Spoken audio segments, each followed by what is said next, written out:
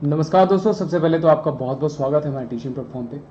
आपके पास फिर से एक बार सुनहरा मौका आ गया। आपको फिर से ध्यान रखिए, फिर से आपको 30% तक का ऑफ मिल गया है अनअकैडमी सब्सक्रिप्शंस पे, जो कि बहुत इंपॉर्टेंट क्यों है आपके लिए? क्योंकि आपके एसएससी के एग्जामिनेशन हैं, प्लस अभी आपके पीटी के एग्जामिनेशन में है, दिल्ली पुलिस के भी एग्जामिनेशन है। उसमें ज़्यादा दिन नहीं है, 4 से 5 दिन आपको। फिर भी वहाँ पे अगर आप देखते हैं तो रिसेंट में आपको क्या है कि बहुत अच्छे से आपका रिवीजन हो जाएगा। प्लस एसएससी सीजीएल के लिए तो एक गोल्डन चांस है कि अभी आपका एग्जाम दिसंबर तक है। अभी आप अगर सब्सक्रिप्शंस ले लेते हैं, यहाँ पे 30% का ऑफ भी मिल रहा है, तो आप बिल्कुल सेलिब्रेट करेंगे आप अपनी लर्निंग को। प्लस बहुत ज़्यादा बेनिफिट भी हो जाएगा, क्योंकि बहुत अच्छे अच्छे कोर्स आपको प्रेजेंट किए जा रहे हैं। प्लस एसएससी के वो सारे नोट्स आपको प्रेजेंट किए जा रहे हैं जिनको आप घर पे बैठकर रिवीजन, क्लासेस तो देखेंगे, क्लासेस के बाद आराम से आप रिवीजन भी कर सकते हैं, जिसको चैप्टर वाइज प्रैक्टिस क्वेश्चंस बनाए गए हैं। कहीं से भी आप देख सकते हैं, जाहिर से बात, ऑनलाइन लर्निंग कहीं से भी कर सकते हैं। उसके बाद आप अपने सेशंस को रिवाइज भी कर सकते हैं। तो हार्ड कॉपी नोट्स भी अवेलेबल है आइकॉनिक लर्नर्स के लिए, ठीक है। और आप कैसे ऐसे नोट्स पा सकते हैं? सेल्फ स्टडी टैब पे जाना है आपको, नोट्स टैब पे जाना है, डिजायर टॉपिक पे जाना और स्टार्ट कर देना है लर्निंग को, यानी जो भी आपके डिस्कशन टॉपिक है उसको स्टार्ट कर देना। प्लस आपको प्रॉपर डिस्कशन भी मिलेगा, ध्यान रखिएगा, आपको प्रॉपर डिस्कशन भी मिलने वाला है। उसके अलावा आगे बढ़ते हैं, आपको और चीज़ों के, एक सेकंड, हाँ, और चीज़ों के बारे में बता देता हूँ। टॉप एजुकेटर्स की तरफ से टॉप बैचेस मिलेंगे आपको। सारे एजुकेटर्स बहुत टॉप क्लास के, आप सबको ही जानते हैं। इंडिया के टॉप एजुकेटर्स की तरफ से टॉप बैचेस मिलेंगे, टॉप गाइडेंस मिलेगी। Plus all India rankers batch SSC 2020-23 exams को ध्यान में रख करके बनाया गया। नया जो आपका पैटर्न आया एसएससी सीजीएल का, उसको ध्यान में रख करके बनाया गया। सिलेक्शन का संकल्प बैच भी ध्यान में रख करके बनाया गया। सारे टॉप एजुकेटर्स उसमें भी हैं। प्लस लक्ष्य से एचएसएल बैच जो है आपका कंप्लीट बैच कोर्स है, जो कि आपको मिल रहा है। उसके अलावा जीडी कांस्टेबल हो गया 2022 के लिए, वो भी आपको एम बैच है। उसके अलावा कंप्लीट बैच और जनरल स्टडीज, क्योंकि आपका सीजीएल में भी इस बार ऐड हो गया, तो ये आपके लिए काफी इंपॉर्टेंट होने वाला है।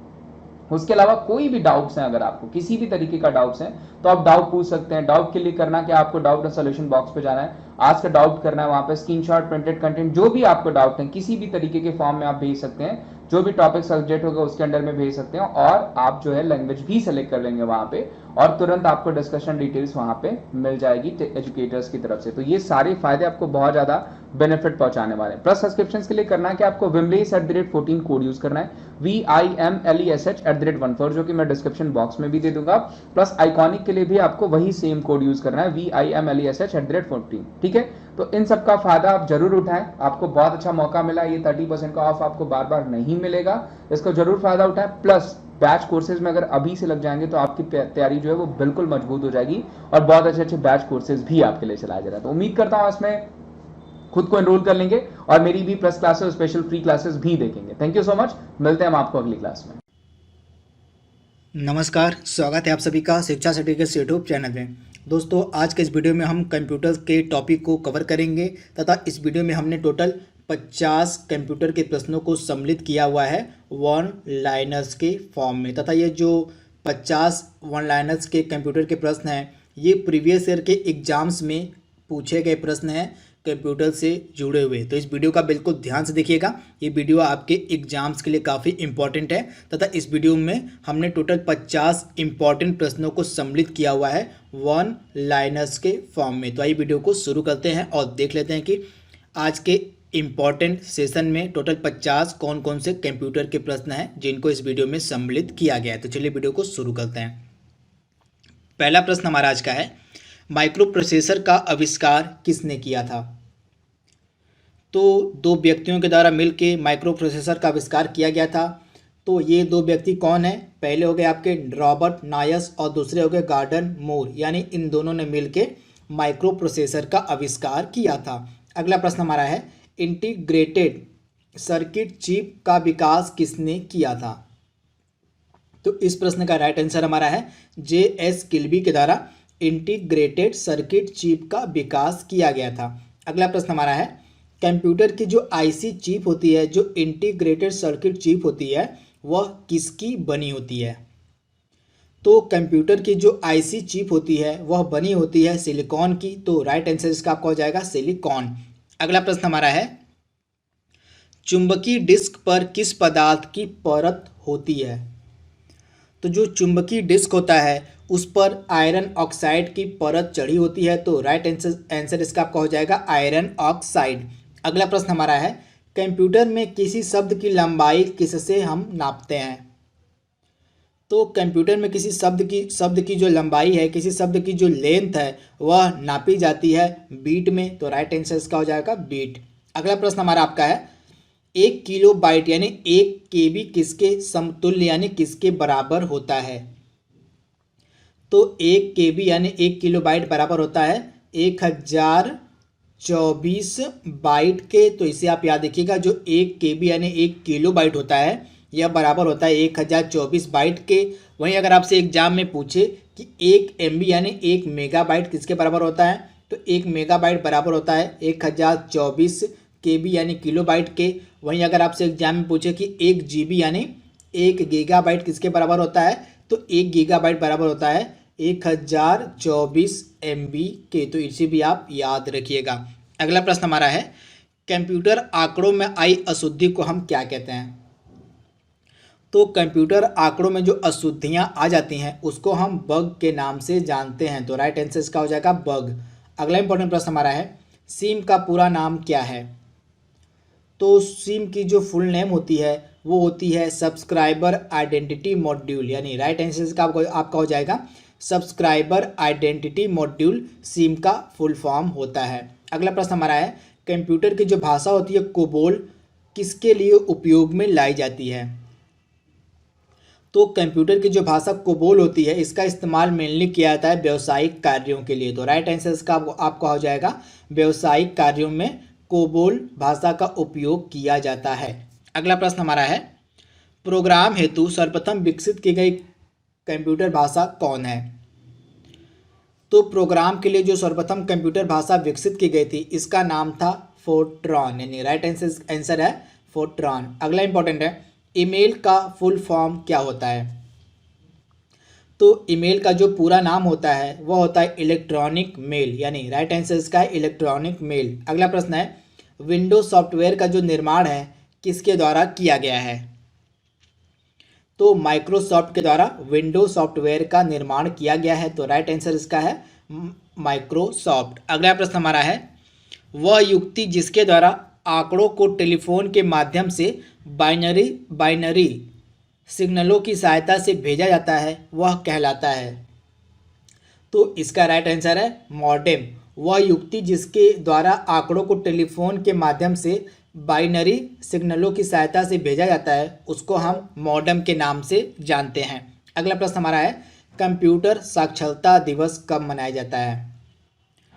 तो कंप्यूटर साक्षरता दिवस प्रतिवर्ष 2 दिसंबर के दिन मनाया जाता है। तो राइट आंसर इसका है 2 दिसंबर। अगला प्रश्न हमारा है, नासा यानी जो अमेरिका की स्पेस यानी अंतरिक्ष एजेंसी है नासा, उसके द्वारा विकसित सर्वाधिक तेज सुपर कंप्यूटर कौन है?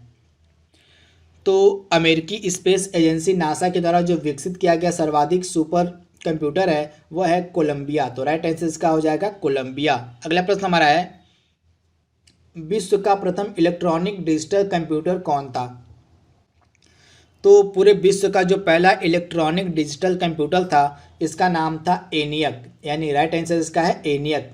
अगला प्रश्न है, भारत में निर्मित प्रथम कंप्यूटर कौन था? तो भारत में निर्मित प्रथम कंप्यूटर था सिद्धार्थ। तो राइट आंसर इसका है सिद्धार्थ। अगला प्रश्न है, माइक्रोसॉफ्ट कंपनी के संस्थापक कौन है? तो माइक्रोसॉफ्ट कंपनी जो है यह बिल गेट्स के द्वारा बनाई गई है तथा माइक्रोसॉफ्ट कंपनी के द्वारा ही जो विंडोज सॉफ्टवेयर होता है उसका निर्माण किया गया है। अगला प्रश्न हमारा है, ईमेल का जन्मदाता यानी इलेक्ट्रॉनिक मेल जो होता है उसका जन्मदाता किसे माना जाता है? तो ईमेल का जन्मदाता रे टॉमलिंसन को माना जाता है। तो राइट आंसर इसका है रे टॉमलिंसन। अगला प्रश्न है, भारत में पहला कंप्यूटर कब और कहाँ लगाया गया था? तो भारत में जो पहला कंप्यूटर था यह लगाया गया था ISO कोलकाता में 1955 में। ये डेट और जगह आपके लिए इंपॉर्टेंट है। ISO कोलकाता में 1955 में भारत का पहला कंप्यूटर लगाया गया था। अगला प्रश्न हमारा है, भारत का पहला कंप्यूटरीकृत डाकघर यानी पोस्ट ऑफिस कौन है? तो भारत का पहला जो कंप्यूटरीकृत डाकघर है वो है नई दिल्ली का। तो राइट आंसर इसका है नई दिल्ली। अगला प्रश्न है, भारत में रेलवे के अंतर्गत सर्वप्रथम कंप्यूटरीकृत आरक्षण व्यवस्था कहाँ लगाई गई? तो भारत में रेलवे के अंतर्गत जो सर्वप्रथम कंप्यूटरीकृत आरक्षण व्यवस्था थी यह लगाई गई थी नई दिल्ली में। तो राइट आंसर है नई दिल्ली। अगला प्रश्न है WWW का फुल नेम आपको बताना है। तो इसका फुल नेम होता है वर्ल्ड वाइड वेब। अगला प्रश्न हमारा है CAD का फुल फॉर्म आपको बताना है। तो CAD का फुल नेम होता है कंप्यूटर एडेड डिजाइन। अगला प्रश्न हमारा है IBM का फुल फॉर्म आपको बताना है। तो इंटरनेशनल बिजनेस मशीन IBM का फुल फॉर्म होता है तथा यह जो IBM है यह अमेरिकी कंपनी है। अगला प्रश्न हमारा है CD-ROM का फुल फॉर्म आपको बताना है। तो जो CD-ROM होता है इसका फुल फॉर्म होता है compact disc read only memory. क्या होता है? Compact disc read only memory. अगला प्रश्न हमारा है WWW के आविष्कारक यानी वर्ल्ड वाइड वेब के आविष्कारक और प्रवर्तक कौन है? तो WWW यानी वर्ल्ड वाइड वेब के आविष्कारक और प्रवर्तक हैं टिम बर्नर्स-ली, यानी राइट आंसर इसका है टिम बर्नर्स-ली। अगला प्रश्न हमारा है भारत में विकसित परम सुपर कंप्यूटर का विकास किस संस्था के द्वारा किया गया है? तो भारत में जो विकसित परम सुपर कंप्यूटर था इसका विकास CDAC पुणे के द्वारा किया गया है। तो राइट आंसर इसका है CDAC पुणे। अगला प्रश्न हमारा है देश का प्रथम कंप्यूटर साक्षर जिला कौन सा है? तो देश का प्रथम कंप्यूटर साक्षर जिला है मल्लापुरम। अगला प्रश्न हमारा है असेंबलर का कार्य क्या होता है? तो आपको बताना है कि जो कंप्यूटर में असेंबलर होता है इसका कार्य क्या होता है। तो इसका राइट आंसर हो जाएगा आपका असेंबली भाषा को यंत्र भाषा में परिवर्तित करना असेंबलर का मेन कार्य होता है। अगला प्रश्न हमारा है कंप्यूटर वायरस क्या होता है? तो जो कंप्यूटर वायरस होता है यह एक सॉफ्टवेयर प्रोग्राम होता है। तो राइट आंसर इसका है सॉफ्टवेयर वायरस मतलब कंप्यूटर वायरस क्या होता है? तो यह एक सॉफ्टवेयर प्रोग्राम होता है। अगला प्रश्न हमारा है विश्व का सर्वाधिक कंप्यूटरों वाला देश यानी कंट्री कौन सा है? तो विश्व में सर्वाधिक कंप्यूटर USA में है, उसके बाद जापान में, फिर जर्मनी में, फिर ब्रिटेन में और फिर फ्रांस में। अगला प्रश्न हमारा है भारत का प्रथम प्रदूषण रहित कंप्यूटरीकृत पेट्रोल पंप कौन सा है? तो मुंबई भारत का प्रथम प्रदूषण रहित कंप्यूटरीकृत पेट्रोल पंप है। अगला इंपॉर्टेंट प्रश्न हमारा है निजी क्षेत्र यानी प्राइवेट सेक्टर में स्थापित होने वाला भारत का प्रथम कंप्यूटर विश्वविद्यालय कौन सा है? तो प्राइवेट सेक्टर के अंतर्गत स्थापित होने वाला भारत का प्रथम कंप्यूटर विश्वविद्यालय है राजीव गांधी कंप्यूटर विश्वविद्यालय। अगला प्रश्न है भारत की सिलिकॉन वैली किसे कहा जाता है? तो बेंगलुरु को भारत का सिलिकॉन वैली कहा जाता है। अगला प्रश्न हमारा है इंटरनेट पर उपलब्ध होने वाला प्रथम भारतीय समाचार पत्र कौन सा है? तो द हिंदू जो था यह इंटरनेट पर उपलब्ध होने वाला प्रथम भारतीय समाचार पत्र है। तो राइट आंसर इसका है द हिंदू। अगला प्रश्न हमारा है कंप्यूटर द्वारा इंटरनेट पर भेजा जाने वाला संदेश क्या कहलाता है? तो ईमेल कंप्यूटर द्वारा इंटरनेट पर भेजा गया संदेश होता है। तो राइट आंसर इसका है ईमेल यानी इलेक्ट्रॉनिक मेल। अगला प्रश्न है इंटरनेट के जनक कौन है? तो इंटरनेट के जनक माने जाते हैं विंटकर्फ, यानी राइट आंसर इसका है विंटकर्फ। अगला प्रश्न हमारा है एक निब्बल किसके समतुल्य यानी किसके बराबर होता है? तो एक निब्बल 4 बीट के बराबर होता है। तो राइट आंसर इसका है एक निब्बल बराबर किसके होता है? तो 4 बीट के। अगला प्रश्न हमारा है एक बाइट में कितने बिट होते हैं? तो एक बाइट में टोटल 8 बीट होते हैं। तो राइट आंसर इसका है 8 बाइट होते हैं एक बीट में, एक मतलब 8 बीट होते हैं एक बाइट में। तो इसे आप याद रखिएगा 8 बाइट इक्वल टू 8 बीट। तो इसे आप याद रखिएगा। अगला प्रश्न हमारा है कंप्यूटर के माउस का आविष्कार किसके द्वारा किया गया था? तो कंप्यूटर के माउस का जो आविष्कार था यह किया गया था डगलस एंजल बॉट के द्वारा। तो राइट आंसर इसका हो जाएगा डगलस एंजल बॉट। अगला प्रश्न है कंप्यूटर में डाटा का अर्थ क्या होता है? तो कंप्यूटर में डाटा का अर्थ होता है इंफॉर्मेशन। अगला प्रश्न हमारा है किसे आर्टिफिशियल इंटेलिजेंस यानी कृत्रिम बुद्धिमत्ता का जनक माना जाता है? तो आर्टिफिशियल इंटेलिजेंस को हम कृत्रिम बुद्धिमत्ता भी कहते हैं। तो आपको बताना कि आर्टिफिशियल इंटेलिजेंस यानी कृत्रिम बुद्धिमत्ता के जनक कौन है? तो इसका राइट आंसर है जॉन मैकार्थी को आर्टिफिशियल इंटेलिजेंस यानी कृत्रिम बुद्धिमत्ता का जनक माना जाता है। अगला प्रश्न हमारा है, किसी टेक्स्ट को लिखते समय हमारी पोजीशन यानी हमारी स्थिति किसके द्वारा पता चलती है? तो किसी टेक्स्ट को लिखते समय यानी किसी मैसेज को लिखते समय हमारी जो पोजीशन है वह ब्लिंकर के द्वारा पता चलती है। अगला प्रश्न हमारा है, प्रिंटर की क्वालिटी नापने के लिए मतलब मापने के लिए किस यूनिट का प्रयोग किया जाता है?